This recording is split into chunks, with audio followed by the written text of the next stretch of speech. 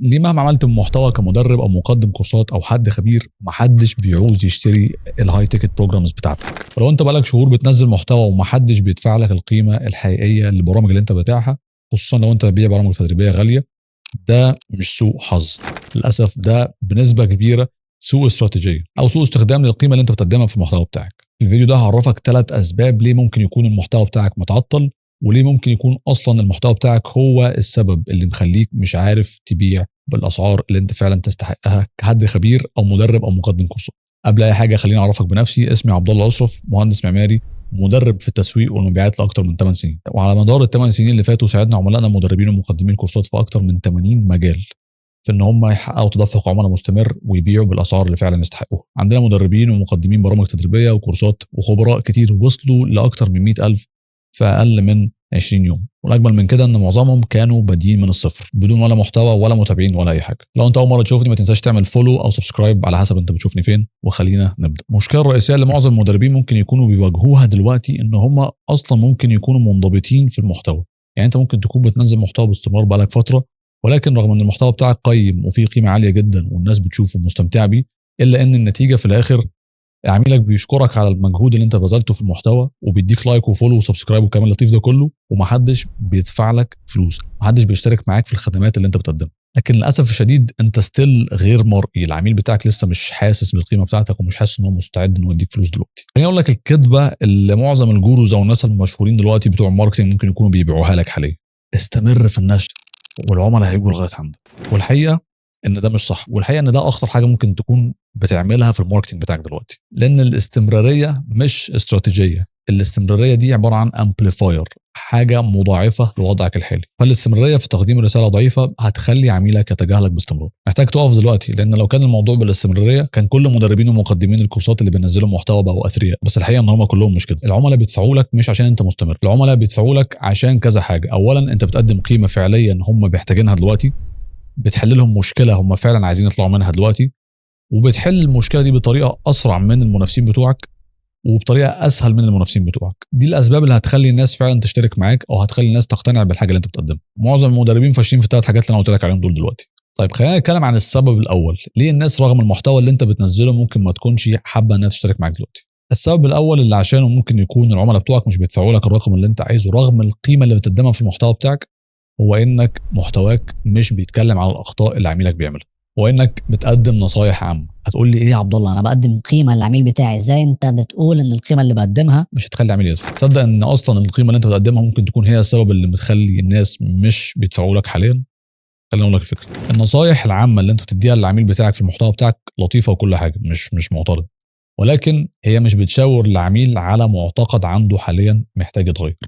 لازم محتواك عشان يبدا يجيب نتيجه لازم يكون بيغير معتقد عند العميل بتاعك. وكمثال انت شايف المحتوى اللي انا بتكلم فيه النهارده معاك، انا بحاول اغير لك فكره ان الاستمراريه في المحتوى هي اللي توصلك لانك تجيب عملاء. فانا بتكلم معاك حاليا عشان اغير لك معتقد الاستمراريه. فلو انت محتواك مش بيغير معتقد العميل بتاعك وبتقدم له قيم ونصايح عامه وخلاص، مش هيقدر يفرق بينك وبين ال 900 مدرب اللي موجودين في السوق حاليا بيقولوا اي كلام ومش بيدوا اي قيمه. نرجع ونقول الكلام عن الاخطاء والميستيكس اللي عملائك بيعملوها لازم يبقى كلام شخصي عن مشاكلهم الحاليه، والا مش هيتحركوا.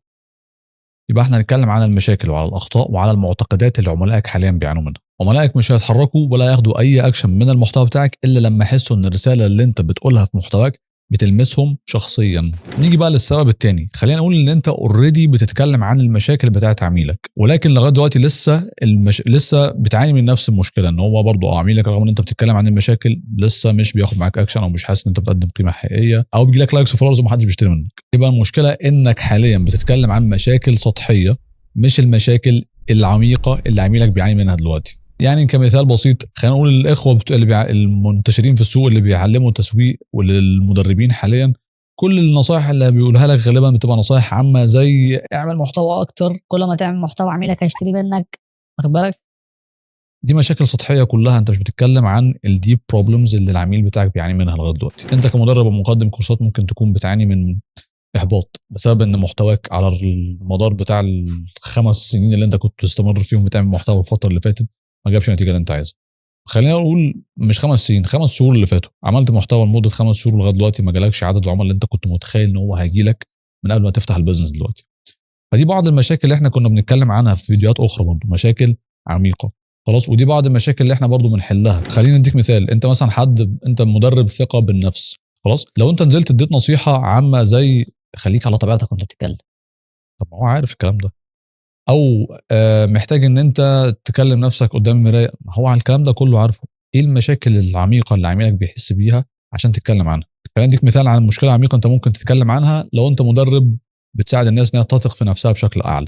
مثال، هتخسر نفسك لو انت ما قدرتش تقول لا لاي حد بيضايقك. هتخسر نفسك لو انت عملت حاجه لحد وانت من جواك مش عايز تعملها. ده هوك، تبدا بقى تقدم الفاليو بتاعتك بناء على هذا الهوك. خلاص كده. فدي امثله المحتوى اللي فعلا بتخليك اولا تظهر انك اوثورتي وبتقدم قيمه حقيقيه، وبتخلي عميلك يقتنع بالحاجه اللي انت فعلا بتقدمها. فريت تبدا تقدم محتوى زي ده، او تعمل شويه ريسيرش حتى تعرف العميل بتاعك محتاج ايه قبل ما تبدا تنزل في السوق، عشان فعلا يبدا يقتنع بالحاجه اللي انت بتقدمها. بس لو انت بقى من الاخوه بتوع اقف قدام المرايه، قول لنفسك كلام كويس وكلام ايجابي والحاجات دي كلها، انت بتعمل ضجيج، بتعمل دوشه، ومفيش حد هيسمع للدوشه. لو انت بتقول نفس الكلام بتاع المنافسين بتوعك، هتنتهي في نفس المكانه بتاعت المنافسين بتوعك اللي هم اصلا عملائك بنسبه 100% بيطنشوهم ومحدش بيشتري منهم في الاخر. عشان تبقى مميز لازم تقدم محتوى مميز، لازم تعرف عميلك محتاج ايه وتقدمه له فعلا. نيجي بقى للنقطه رقم 3، ودي اهم نقطه في الشغل اللي احنا بنعمله كله. الوضع اللي محتواك بيديهولك مش بيعبر عن الحل. معنى عميلك مش بيشوفك ان انت الحل لما يتفرج على المحتوى بتاعك، وده اكبر مشكله. 90% من المدربين والخبراء اللي بيقدموا محتواهم مش بيديهم الوضع بتاع الحل في الطريقه اللي بيظهروا فيها قدام العميل بتاعهم.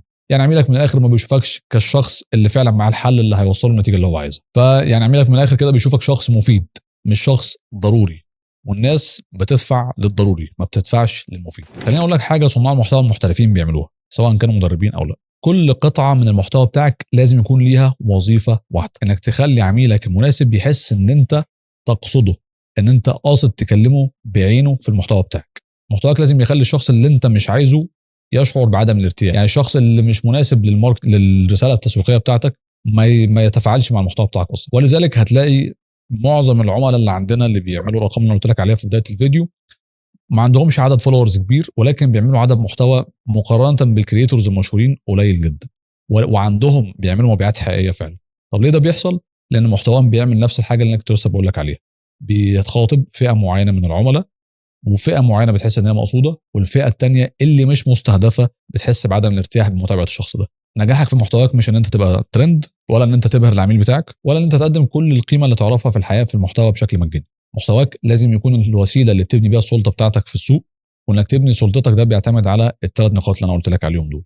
انك تقدم قيمه حقيقيه، مش قيمه حقيقيه بمعنى انك تاخد اشهر واقوى الاستراتيجيز اللي عندك تديها للناس ببلاش، ولو ان مفيش مانع في ده، بس لازم ان انت تبقى عارف اذا كان العميل محتاجها ولا لا. لو انت اقوى قيمه بتقدمها في الماركتنج سوري، لو انت بتقدم اقوى حاجه في المحتوى بتاعك دلوقتي والناس مش فاهمه القيمه دي، ملهاش لازمه. مش هيجي لك عملاء ولا حد هيهتم بالحاجه اللي انت بتقدمها، ومحدش هيشترك معاك، لان القيمه اللي انت بتقدمها انت ما تعرفش اذا كان عميلك محتاجها ولا لا.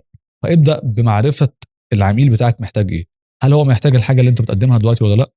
ولو محتاجها ابدا اشرح له، ابدا اديله فيها قيمه، ابدا وجه. الهدف ان محتواك في النهايه يبني لك سلطه، ده رقم 1. رقم 2 يفلتر الجمهور بتاعك، تتكلم للناس اللي فعلا مستعده انها تشترك معاك. رقم 3 يقودك او يقود العميل بتاعك بشكل طبيعي ان هو يقول لك انا محتاجك، انا عايز اعرف اكتر، هتساعدني ازاي. ده الهدف من المحتوى اللي انت المفروض تكون بتقدمه دلوقتي. في النهايه اتمنى يكون الفيديو ده كان اضافه كويسه ليك، ودي كل حاجه الفيديو النهارده. لو انت مدرب ومقدم كورسات وعايز تعرف ازاي ممكن نساعدك توصل لنتائج كويسه في البيزنس بتاعك، في فري تريننج تحت الفيديو بالظبط نتكلم فيه عن 5 خطوات تدفق عملاء مستمر شهريا للمدربين ومقدمين الكورسات. اتفرج على الفيديو، وبعد ما تتفرج على الفيديو هيبقى في مكان تقدر تحجز منه مكالمه معايا او مع حد من التيم بتاعي عشان نشوف ازاي نقدر نساعدك. اتمنى لك التوفيق، يومك زي الفل.